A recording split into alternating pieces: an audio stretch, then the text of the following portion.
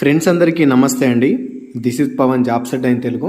So మనకు central armed police force CAPF నుంచి head constable ministerial దాంతోపాటు ఏఎస్ఐకి సంబంధించినటువంటి నోటిఫికేషన్ అయితే మనకు రిలీజ్ అవ్వడం అయితే జరిగింది. మీ అందరికీ తెలిసిందే టోటల్గా మనకు 1526 వేకెన్సీస్ తోటి ఒక నోటిఫికేషన్ అయితే ఉంది.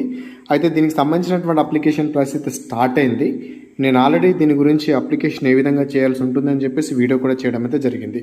అయితే లాస్ట్ డేట్ కనుక చూసుకున్నట్లయితే జూలై 8వ డేట్ వరకు మీరు అప్లై చేసుకోనికి అవకాశం అయితే ఉంది. ఈరోజు డేట్ కనుక చూసుకున్నట్లయితే జూన్ 29వ డేట్ అన్నమాట.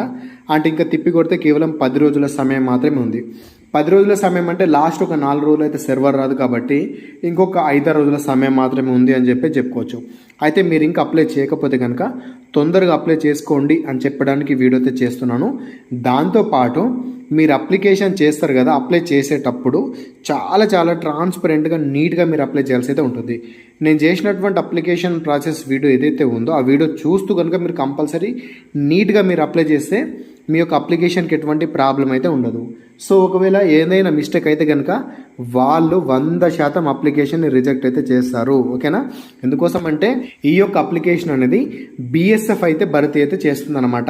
ఇంతకుముందు ఇట్లా సిఏపిఎఫ్ నోటిఫికేషన్ వచ్చినప్పుడు ఎస్ఎస్సి వాళ్ళు అప్లికేషన్ తీసుకుంటుండే, కాకపోతే ఈసారి మనకి ఏమైందంటే బిఎస్ఎఫ్ ఈ యొక్క అప్లికేషన్ అయితే తీసుకుంటుంది.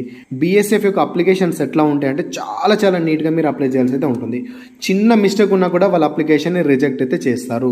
So last time BSF tradesmen notification వచ్చినప్పుడు కూడా నేను చూసినటువంటి కొన్ని అప్లికేషన్స్ కానీ నేను చూసాను, నాకు ఐడియా ఉంది. సో చాలా నోటిఫికేషన్స్ ఏంటి అంటే రిజెక్ట్ అయితే చేస్తారు. వాళ్ళు చిన్న మిస్టేక్ ఉన్నా రిజెక్ట్ చేసేస్తారు, ఇంకా పట్టించుకోరు.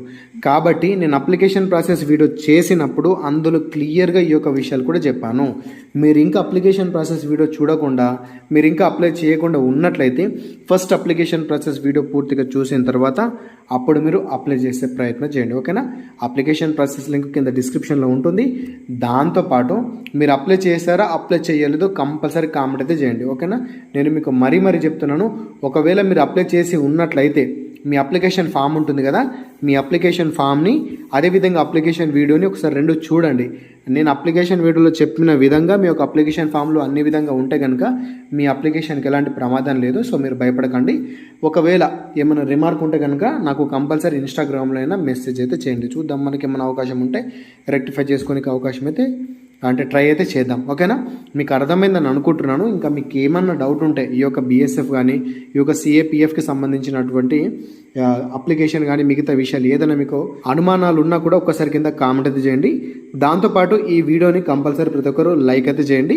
సో అప్లికేషన్ ప్రాసెస్ వీడియో 100% చూడండి. బిఎస్ఎఫ్ అప్లికేషన్ అనేది అంత ఆషమాషి విషయం అయితే కాదు, ఇది క్వశ్చన్ అయితే గమనించండి.